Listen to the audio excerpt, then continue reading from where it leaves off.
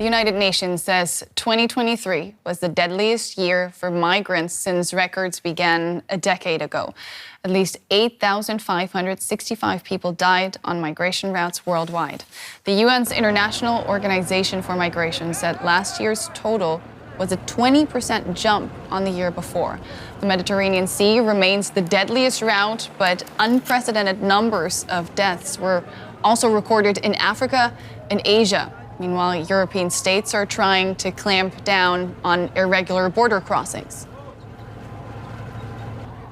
I want to welcome Camille Le Coz.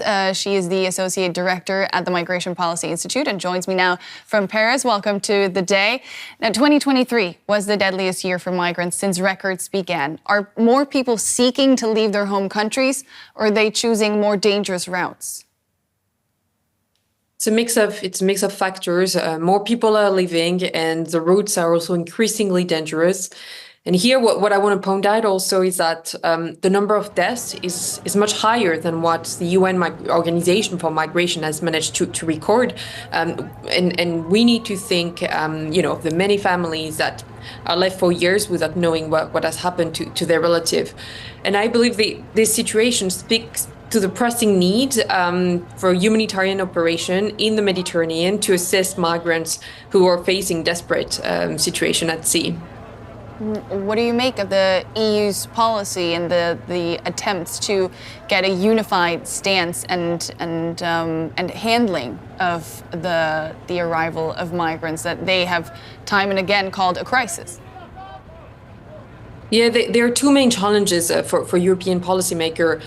One is the number of persons who are forcibly displaced is increasing around the world, from Ukraine, Afghanistan, Syria, Sudan.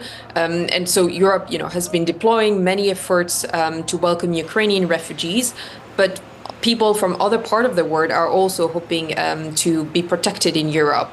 And the other challenges is a significant proportion of the people who are lodging an asylum claim in Europe are unlikely to receive international protection, and returning them to their country of origin is often extremely challenging. So there are no easy solution to this issue. Building asylum systems so that they can deliver, faster, better decision is important, but so is working very closely with countries of origin, countries of transit, including to address the very factors that drive these people to take this route. And I think we also need to be honest on people are coming to Europe also because they know they can find jobs in our country, in Germany, in France, and in Italy. What are the main drivers of migration, or what have been the drivers in the past year especially? So these migration drivers are always very complex. If we look just at let's say two nationalities, a nationality of top arrival in the EU last year who've lodged an asylum claim, Syrians and Afghans, it's clear that violence, abusive government are driving people to flee their country. And the neighboring countries are not welcoming them anymore. Iran, Pakistan, Turkey are already hosting millions of refugees. They're experiencing challenges, political debates, and they're also adopting more restrictive policies. Yeah. There have been efforts in several countries now to send migrants to third countries. What do you make of this? Let's call it an out of sight, out of mind mentality.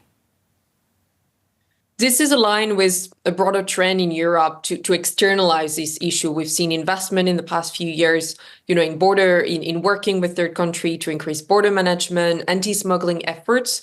Now, not all of these deals with third country, are bad in essence. We need agreement with countries to manage migration together.